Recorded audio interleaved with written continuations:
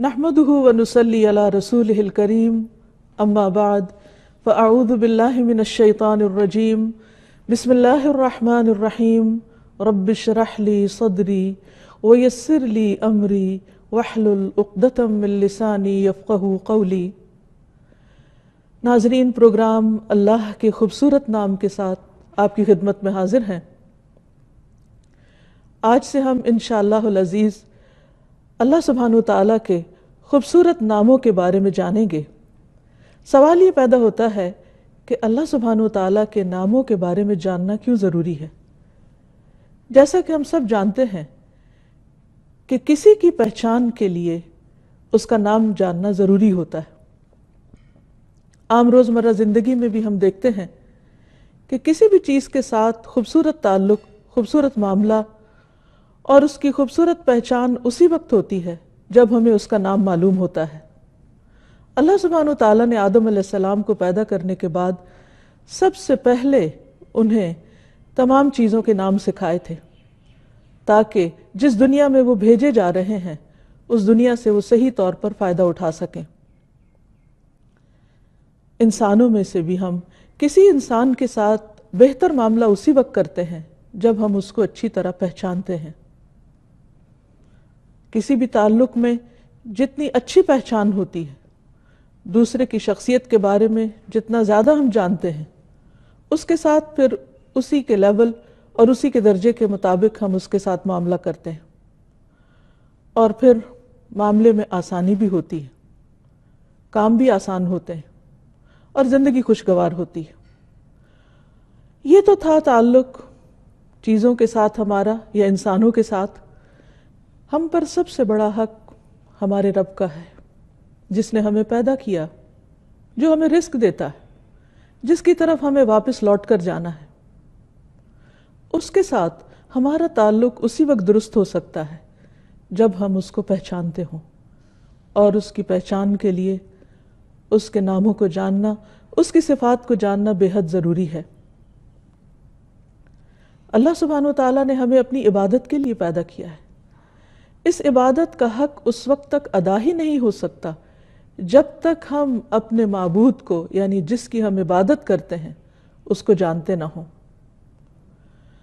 ہم اس پر ایمان رکھتے ہیں، لیکن ایمان اس وقت تک کامل نہیں ہو سکتا جب تک ہم اس کو جانتے نہ ہوں جس پر ہم ایمان رکھتے ہیں۔ تو اس لیے ہم سب کے لیے بے حد ضروری ہے کہ ہم اپنے خالق و مالک کو پہچانیں، اور اس کی پہچان کے لیے اس کے ناموں کو جاننا، اس کی صفات کو جاننا بے حد ضروری ہے۔ اللہ سبحانہ وتعالیٰ پر ایمان، اس کے تقاضے اسی وقت پورے ہو سکتے ہیں جب ہم اس کی صفات کو جانیں۔ اللہ سبحانہ وتعالیٰ پر ایمان کے جو ارکان ہیں، ان میں سے ایک اس کے وجود پر ایمان ہے، دوسرا اس کی ربوبیت پر ایمان ہے، تیسرے اس کے اسماء اور صفات پر ایمان ہے۔ یعنی ہم یہ جانیں کہ اللہ سبحانہ وتعالیٰ کون ہے، ہم یہ جانیں کہ وہ کیسا رب ہے، ہم یہ جانیں کہ اس کے کیسے نام ہیں اور اس کی کیسی صفات ہیں۔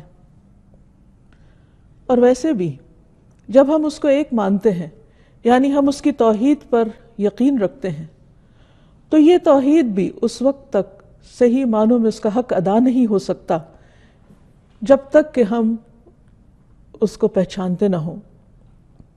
خود اللہ سبحانہ وتعالیٰ نے قرآن مجید میں اپنے بارے میں اپنی پہچان کرائی ہے۔ رسول اللہ صلی اللہ علیہ وسلم نے اللہ سبحانہ وتعالیٰ کی پہچان مختلف ناموں کے ذریعے کروائی ہے۔ اللہ سبحانہ وتعالیٰ فرماتے ہیں وَلِلَّهِ الْأَسْمَاءُ الْحُسْنَى فَادْعُوهُ بِهَا، اور اللہ کے لیے ہیں اچھے اچھے نام، تو اس کو ان ناموں کے ذریعے پکارو، اس سے دعا کرو۔ یعنی اگر ہم اس کے سامنے اپنی حاجات رکھیں گے تو کس طرح رکھیں گے؟ ظاہر ہے اس کو پکار کر، اور کس طرح پکاریں گے؟ اس کے ناموں کے ساتھ ہی۔ مثلا جب ہم بخشش چاہیں تو کیا کہیں گے؟ یا غفور اغفر لی، اے بہت زیادہ بخشش فرمانے والے تو مجھے بخش دے۔ اگر ہم اپنے لیے حفاظت اور پروٹیکشن چاہیں گے تو اس کے نام یا حفیظوں کے ساتھ پکاریں گے، اے حفاظت کرنے والے تو میری حفاظت فرما۔ جب ہم اپنے لیے رحمت چاہیں گے تو کیسے پکاریں گے؟ یا رحیم ارحمنی، اے رحمت فرمانے والے تو مجھ پر اپنی رحمت فرما۔ اسی طرح اس کے ناموں کے ساتھ اس کو پکارنا اس کی عبادت بھی ہے۔ اور عبادت کس طرح کہ ان ناموں کو جان کر پھر اس کے ساتھ جو ہمارا درست تعلق ہوگا اس کا حق ہم کس طرح ادا کریں گے، اس حق کو اپنے اوپر پہچاننا، اپنے بارے میں جاننا اور اس کے مطابق اس کے ساتھ معاملہ کرنا، یہ دراصل اس کی عبادت کا بہترین طریقہ ہے۔ مثلا جب ایک انسان گناہ کرتا ہے اور وہ اللہ سبحانہ وتعالیٰ کی طرف پلٹنا چاہتا ہے، معافی مانگنا چاہتا ہے، تو جب تک وہ یہ نہیں جانتا کہ اس کا رب بہت زیادہ معاف کرنے والا ہے، توبہ قبول کرنے والا ہے، تو وہ توبہ کس طرح کرے گا، کس قسم کی توبہ کرے گا۔ اسی طرح اگر انسان اپنی زبان سے اپنے رب کا ذکر کرتا ہے تو جب تک وہ یہ نہیں جانتا کہ رب سنتا ہے تو وہ ذکر کیوں کرے گا اور وہ کس قسم کا ذکر کرے گا۔ ہاں جب وہ جان لے گا کہ اس کا رب بہت زیادہ سننے والا ہے، وہ نہ صرف یہ کہ ہماری ظاہری آوازوں کو سنتا ہے بلکہ وہ ہمارے دل کے اندر اٹھنے والے خیالات تک اور اندر کی سسکیوں تک کو سنتا ہے۔ پھر اسی طرح جب ہم عام روزمرہ زندگی میں کوئی عمل کریں تو ہمارے اعمال کو چونکہ وہ دیکھتا ہے، تو اگر ہم یہ جانتے ہوں کہ وہ البصیر ہے، دیکھنے والا ہے، تو یقیناً ہمارا طرز عمل بدل جائے گا۔ اسی طرح اگر ہم یہ جانتے ہوں کہ وہ ہمارے دل کے اندر اٹھنے والے خیالات اور وسوسوں تک کو جانتا ہے، تو یقیناً ہم اس کے اللطیف ہونے پر یقینی طور پر ایمان رکھیں گے۔ تو بہرحال اللہ سبحانہ وتعالیٰ کے ساتھ زندگی کے ہر معاملے میں، ہر لمحے میں، ہر موقع پر اسی وقت تعلق درست ہو سکتا ہے جب ہم اس کی مختلف صفات کو اس موقع کی مناسبت سے جانیں گے اور پہچانیں گے۔ پھر یہ بھی یاد رکھیے کہ اس علم کا حاصل کرنا تمام علوم سے زیادہ ضروری ہے، کیونکہ اللہ سبحانہ وتعالیٰ کا حق ہم پر سب سے زیادہ ہے، اور اس کا حق ادا کرنے کے لیے اس کی پہچان ضروری ہے، اور اس کی پہچان کے لیے علم حاصل کرنا ضروری ہے۔ قرآن مجید میں اللہ تعالیٰ فرماتے ہیں فَعْلَمْ أَنَّهُ لَا إِلَهَ إِلَّا هُوَ، جان لو کہ اس کے سوا کوئی الہ نہیں مگر وہی۔ گویا اس کے ایک الہ ہونے کو جاننا اور اس کو سمجھنا بھی ضروری ہے، اور اس سمجھ کے لیے ہمیں قرآن و سنت کے مطالعے کی ضرورت ہے، کیونکہ اللہ سبحانہ وتعالیٰ کے حقیقی نام خود اللہ سبحانہ وتعالیٰ کے سوا کوئی نہیں بتا سکتا۔ اس نے وحی کے ذریعے اپنے نام اور اپنی صفات کا ذکر قرآن مجید میں کیا، اور اپنے ناموں کے بارے میں خود رسول اللہ صلی اللہ علیہ وسلم کو بذریعہ وحی علم عطا کیا۔ اس لیے اگر ہم واقعی اس کو جاننا چاہتے ہوں تو ہمارے لیے یہ دو بڑے سورسز یعنی قرآن و سنت کا مطالعہ ضروری ہے۔ تو انشاءاللہ ہم اپنے اس پروگرام میں اللہ سبحانہ وتعالیٰ کے ان خوبصورت ناموں کی پہچان قرآن و سنت کے ذریعے آپ کے سامنے رکھیں گے، تاکہ ہم اللہ تعالیٰ کا حق صحیح طور پر ادا کر سکیں، اور اگر ہم اس کا حق ادا کریں گے تو وہ ہم سے راضی ہوگا، اور اگر وہ ہم سے راضی ہوگا تو ہی ہمارے لیے کامیابی اور نجات کی راہ کھلے گی۔ جیسا کہ عرض کیا کہ اللہ سبحانہ وتعالیٰ کی وحدانیت کو جاننے کے لیے بھی خود اللہ سبحانہ وتعالیٰ ہی کی طرف رجوع کرنا پڑے گا، جس کے بارے میں اللہ سبحانہ وتعالیٰ نے خود حکم بھی دیا۔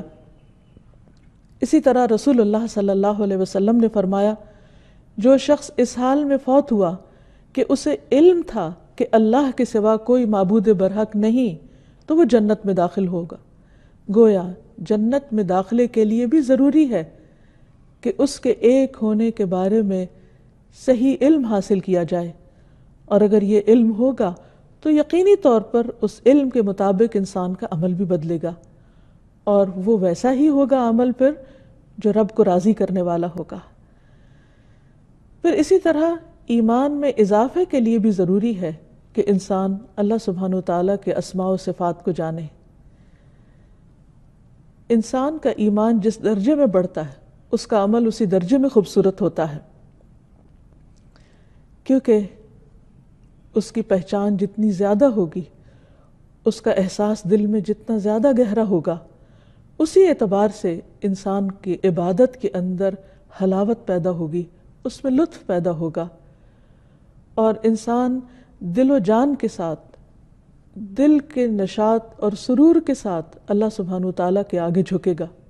مثلاً عام طور پر ہم اس کی عبادت کرتے ہیں، نماز پڑھتے ہیں۔ بہت سے لوگوں کے لیے نماز ایک بہت بھاری کام ہوتی ہے۔ کیوں؟ اس لیے کہ وہ رب کو جانتے ہی نہیں، وہ پہچانتے نہیں، وہ اس کی قدر نہیں پہچانتے۔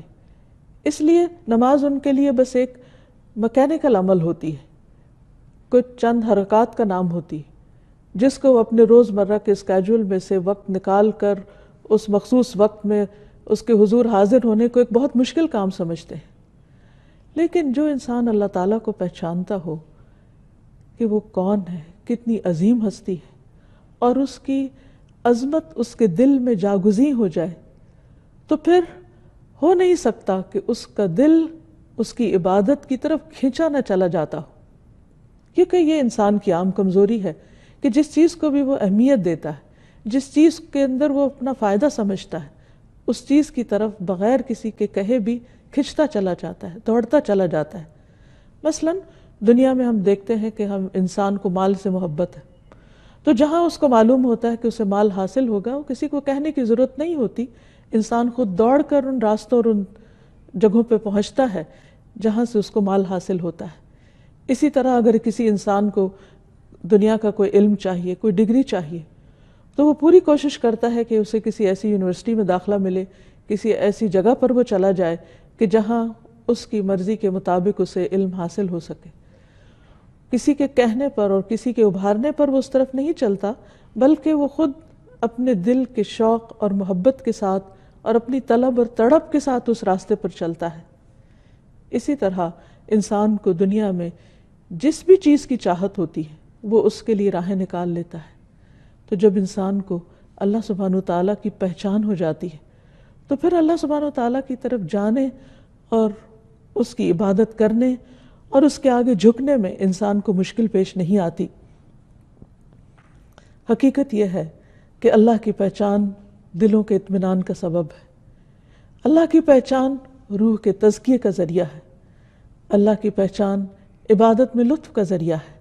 اس لیے ان ناموں کو جاننا، اس کی صفات کو جاننا بے حد ضروری ہے۔ پھر یہ کہ ہم سب بحیثیت مسلمان یہ بات جانتے ہیں کہ اللہ تعالیٰ نے ہمیں اپنی عبادت کے لیے پیدا کیا ہے۔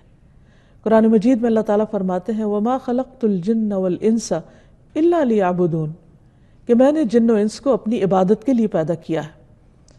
مجاہد کہتے ہیں کہ إِلَّا لِيَعْبُدُونَ کا مطلب ہے إِلَّا لِيَعْرِفُونَ، کہ وہ مجھے پہچانے، یعنی عبادت کی بھی اصل روح کیا ہے؟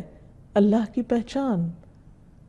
اور جیسی پہچان ہوگی، جیسی معرفت ہوگی، ایسی ہی اس کی ذات پر یقین اور اس پر اعتماد ہوگا، اور جیسا یقین اور اعتماد ہوگا اسی کے مطابق اس کی طرف رجوع ہوگا۔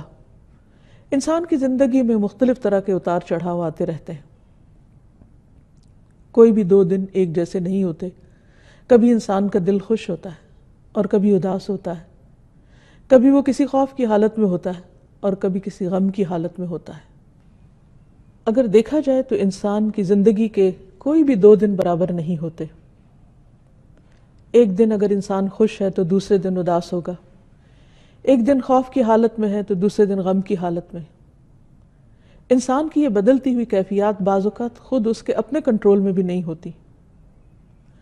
ایسے میں انسان اپنے آپ کو انتہائی کمزور محسوس کرتا ہے اور اس کو کسی بڑے سہارے کی ضرورت ہوتی ہے۔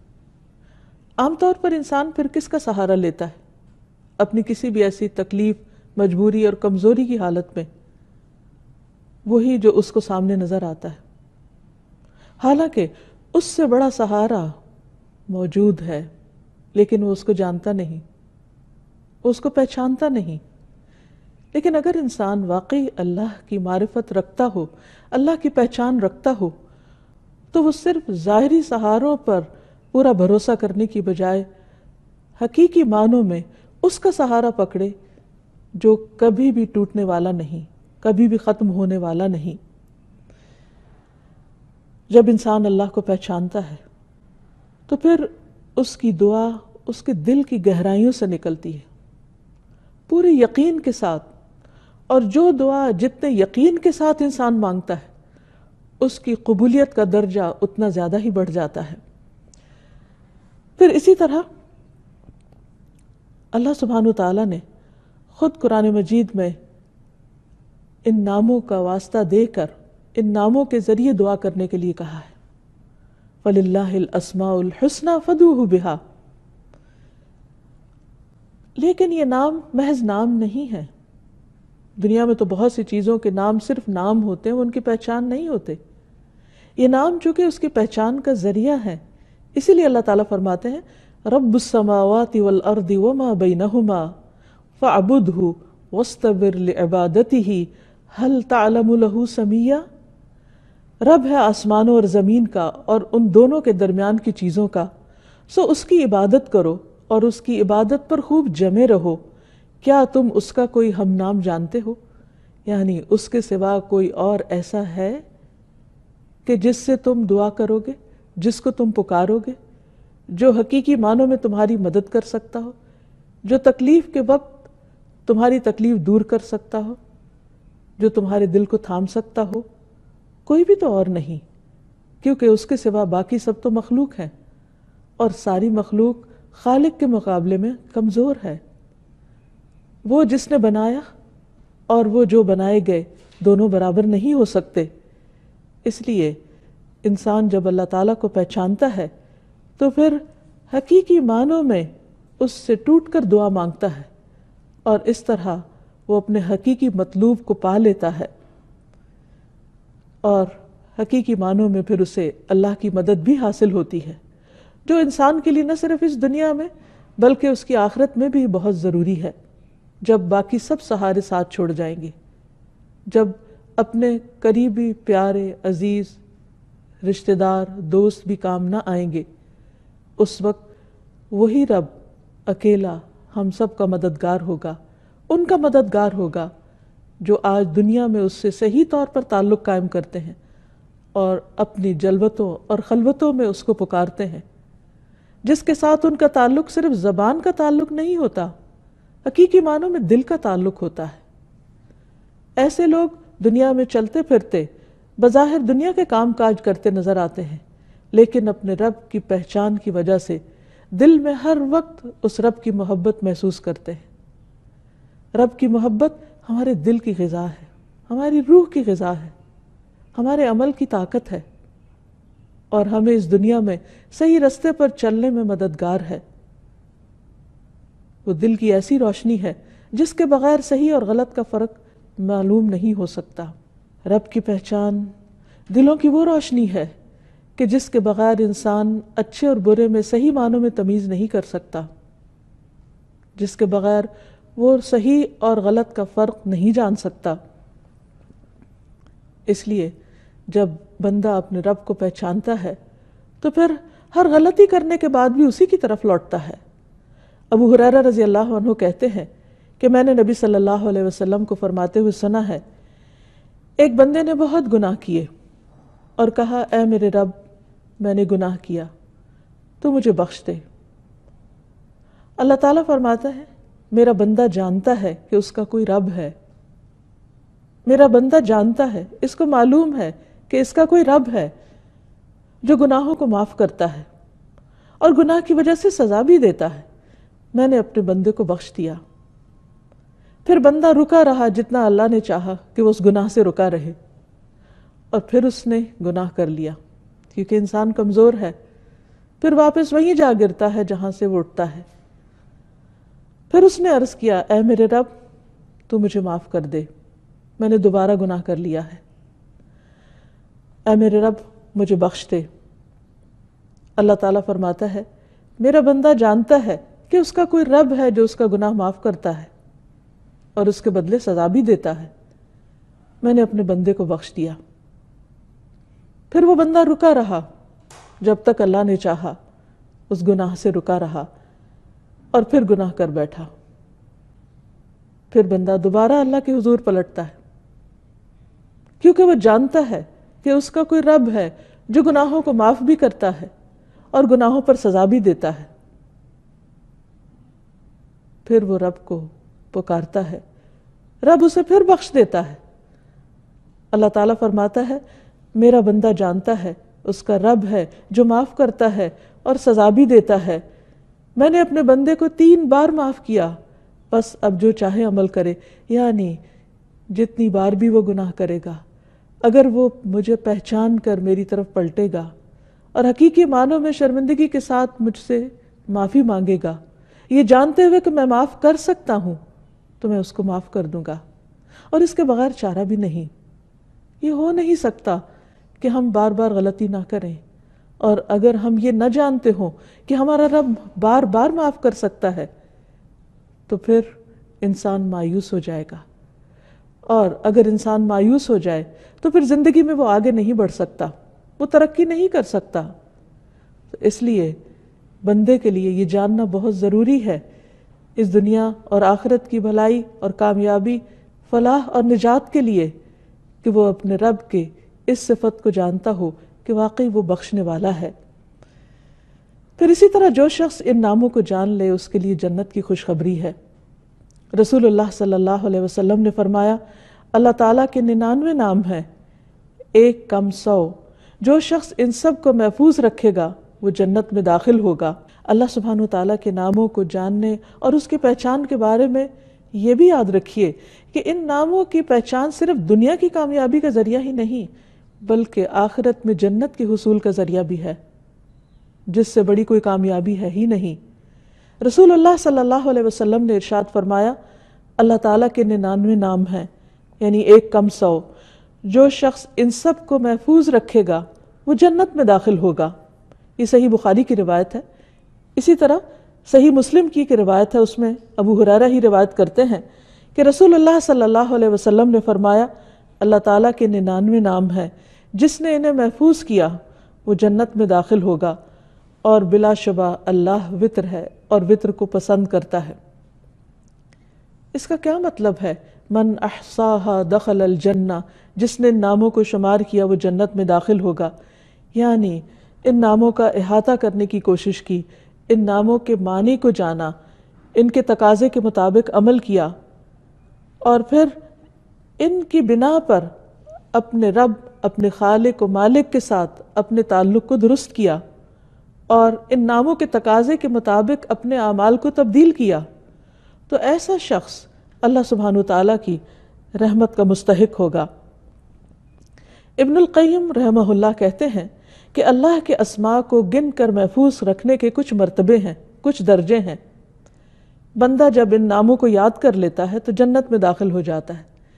یاد کرنے سے مراد صرف زبانی میمورائز کرنا ہی نہیں، بلکہ ابن القیم کے مطابق پہلا مرتبہ ہے ان کے الفاظ کو گننا اور شمار کرنا، دوسرا مرتبہ ہے ان کے معنی اور مفہوم کو جاننا، تیسرا مرتبہ ہے ان کے ساتھ دعا مانگنا، کیونکہ اللہ سبحانہ وتعالیٰ نے فرمایا وَلِلَّهِ الْأَسْمَاءُ الْحُسْنَى فَادْعُوهُ بِهَا، اور اللہ ہی کے لیے ہیں اچھے اچھے نام، پس تم اس کو ان ناموں کے ساتھ پکارو۔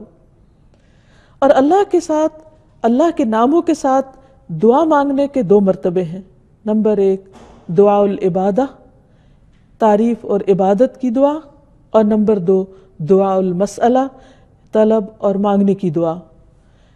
تو گویا اللہ تعالیٰ کی تعریف نہیں کی جا سکتی مگر اللہ سبحانہ وتعالیٰ کے خوبصورت ناموں کے ذریعے اور اس کی بہترین صفات کے ذریعے۔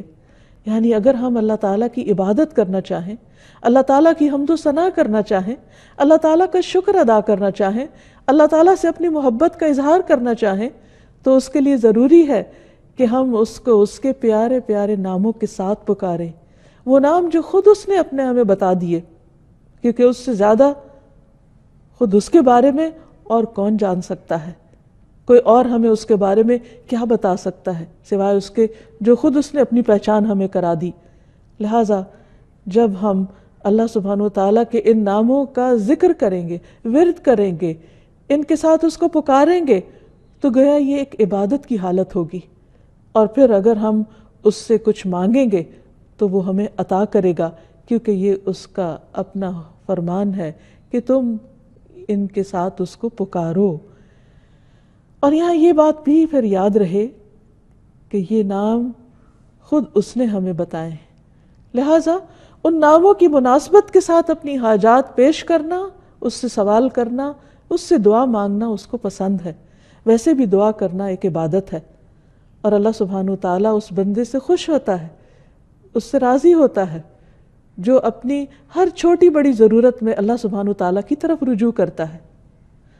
اور اس میں بندے کے لیے عین سعادت ہے، خوش قسمتی ہے کہ اللہ نے اپنے بندوں کو اپنا ہی محتاج کیا، جو ان کا حقیقی مالک ہے اور ان کو سب کچھ دینے پر قادر ہے، انہیں دوسری مخلوقات کے تابع نہیں کیا۔ باقی مخلوقات درخت ہوں یا پتھر ہوں، زمین ہو یا آسمان ہو، ستارے ہوں یا چاند ہوں، یہ سب تو انسان کی خدمت میں لگے ہوئے ہیں۔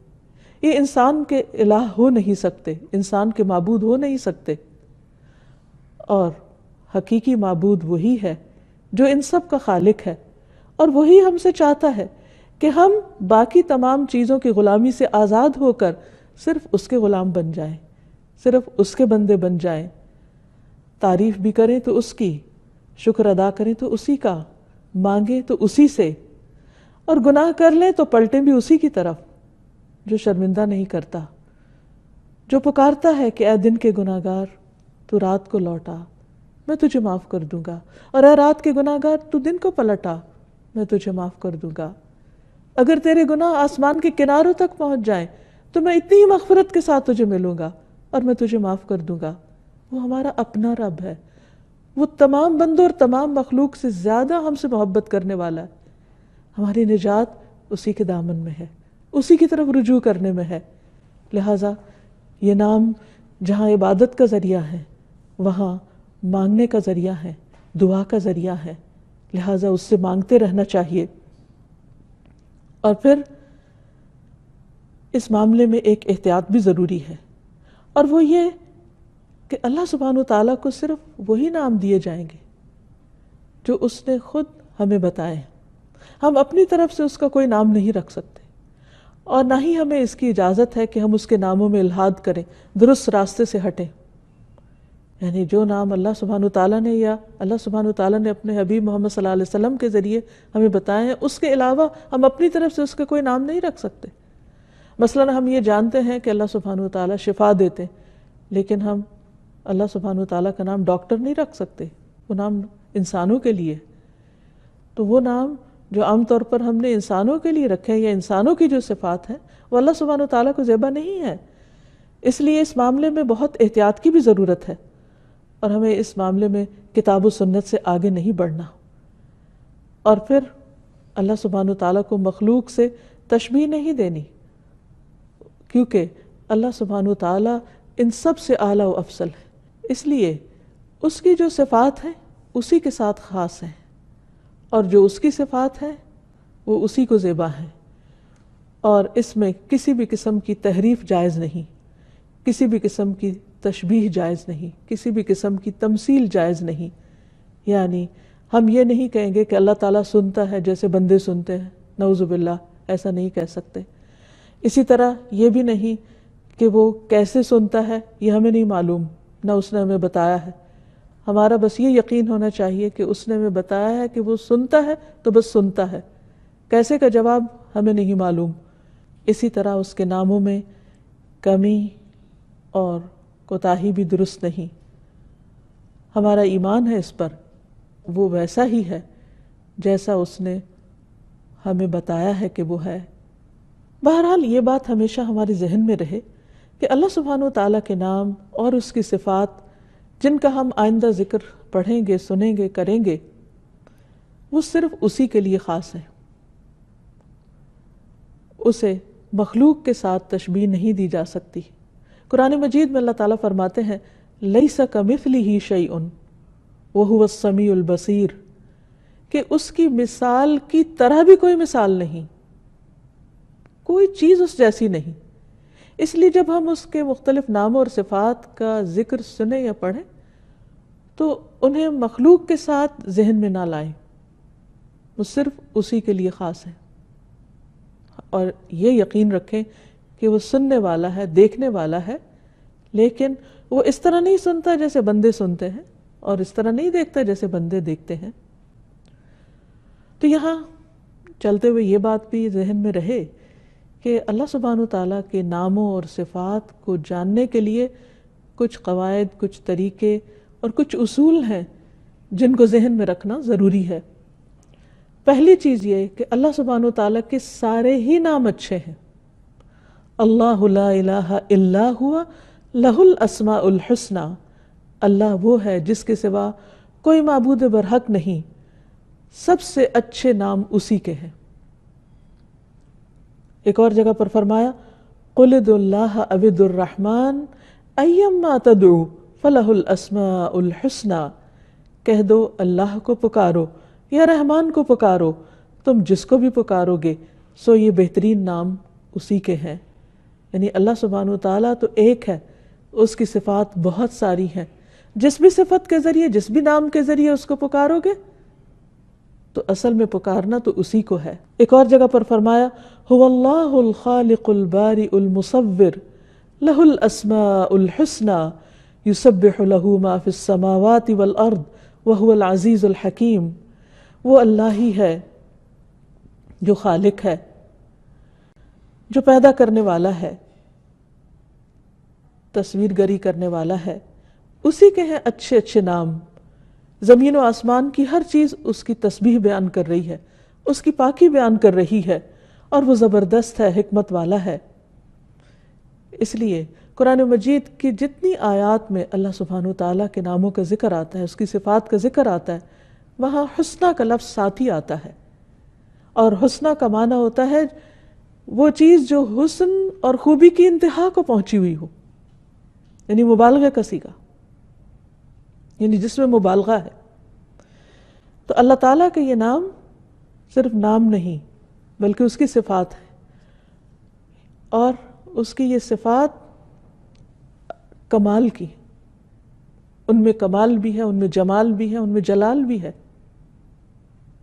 تو ان تمام صفات کے ساتھ ہمیں اس کے ناموں کو جاننا ہے، اس کی پہچان کرنی ہے۔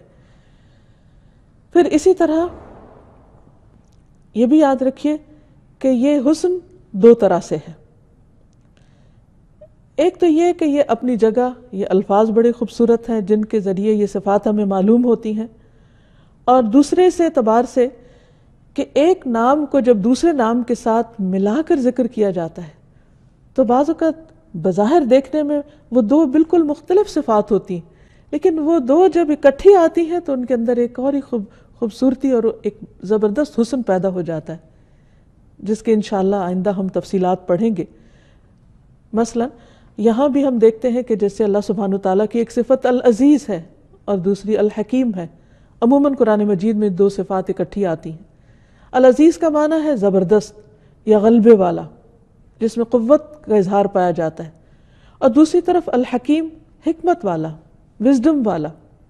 یعنی اللہ سبحانہ وتعالیٰ جہاں قوت، اقتدار، غلبے اور جبروت کے مالک ہیں، وہاں دوسری طرف وہ بہت حکمت والے ہیں۔ عموماً کیا ہوتا ہے کہ جب کسی کے پاس قوت آ جاتی تو وہ اس قوت کو جیسے چاہتا ہے استعمال کرتا ہے، لیکن اللہ سبحانہ وتعالیٰ اپنی ان تمام قوتوں کو حکمت کے ساتھ استعمال کرتے ہیں۔ اور پھر آخر میں یہ کہ اللہ تعالیٰ کے نام صرف کسی مخصوص تعداد یا مقدار میں نہیں، بلکہ اس کے کچھ نام ایسے ہیں جو اس نے اپنے خزانہ غیب میں رکھے ہوئے ہیں، اور کچھ نام اس کی کتاب میں ہیں، اور کچھ نبی صلی اللہ علیہ وسلم کے ذریعے ہمیں بتائے گئے ہیں۔ جیسے کہ ایک دعا سے ہمیں پتہ چلتا ہے، اسألک بکل اسم هو لک سمیت به نفسک او انزلتہ فی کتابک او علمتہ احدا من خلقک اب استأثرت به فی علم الغیب عندک، کہ اے اللہ میں تجھ سے تیرے ہر نام کے واسطے سے دعا کرتا ہوں، وہ نام جو تو نے اپنی ذات کے لیے رکھے، یا وہ نام جو تو نے اپنی کتاب میں اتارے، یا وہ نام جو تو نے اپنے مخلوقات میں سے کسی کو سکھا دیے، یا وہ نام جو تو نے اب تک اپنے خزانہ غیب میں محفوظ فرما رکھے، یعنی کسی کو بھی نہیں بتایا کیونکہ وہ اس سے بے نیاز ہے۔ تو میں تیرے ان تمام ناموں کے ذریعے تجھ سے دعا کرتا ہوں۔ تو یاد رکھیے کہ اللہ سبحانہ وتعالیٰ کے صرف 99 یا 99 نیمز ہی نہیں، اس سے زیادہ ہیں۔